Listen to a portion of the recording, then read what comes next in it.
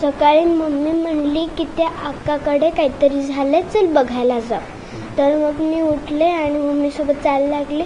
तर मम्मीला विचारलं, मम्मी तू मला कुठे घेऊन चाललीस? तर मग मम्मीला मी नाही नाही म्हणत होते, तर तिने उचललं मला आणि टाकलं विहिरीत. केवळ दैव बलवत्तर म्हणून जिगीषा वाचली.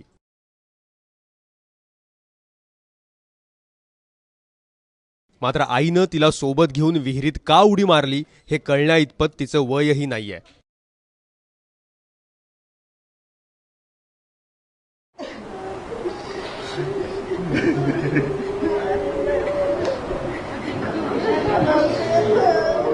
कालपासून घरातली रडारड पाहून आई कुठेतरी दूर गेलीये इतकंच तिला जाणवत आहे. रसिका फड जलसंधारण विभागात लिपिक होत्या. 8 वर्षांपूर्वी त्यांचा विवाह प्राध्यापक असलेल्या कालिदास फडशी झाला. मात्र नव्याचे 9 दिवस संपले आणि त्यानंतर रसिकाचा छळ सुरू झाला. दिसण्यावरून वागण्यावरून पैशांसाठी रसिकाला उठता बसता टोमणे मिळू लागले. कधी कधी मारहाण सुद्धा व्हायची. सासू सासरा नवरा आणि नणंदेनं रसिकाचं आयुष्य नरक करून ठेवलं होतं. रसिकानं काय नरक यातना भोगल्या हे तिनं जाण्याआधी पत्रात लिहून ठेवलंय. लग्नाची 8 वर्ष मी कशी काढली हे माझं मला माहिती. नवऱ्याकडून सतत हिणवलं जाणं त्याचा मनावर काय परिणाम होतो हे फक्त मला माहिती आहे. माझी उंची, माझा चेहरा, नाक यावर सतत टोमणे देत राहिले. लाद घालीन, कंबर मोडीन या शब्दांमध्ये माझे दिवस गेलेत. खरं तर मलाच मरायचं होतं, पण जिगीषाला मागे सोडता येणार नाही.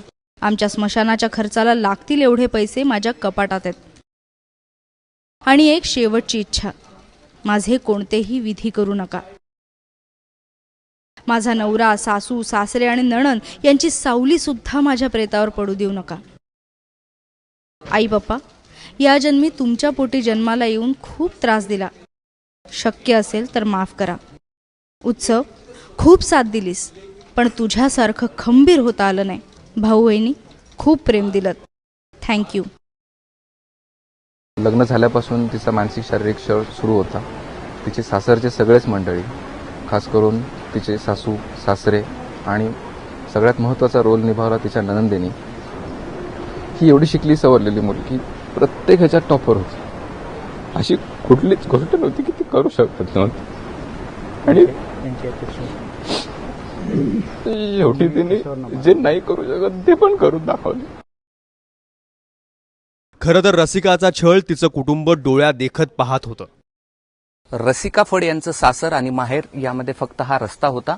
हे फिनिक्स नावाचं जे घर आहे, जे रसिकांच्या आईवडिलांचं आहे, तर दुसरीकडे समोरचं हे विना कलर दिलेलं घर आहे, ती सासरवाडी होती. मात्र सातत्यानं हा वाद निर्माण होता.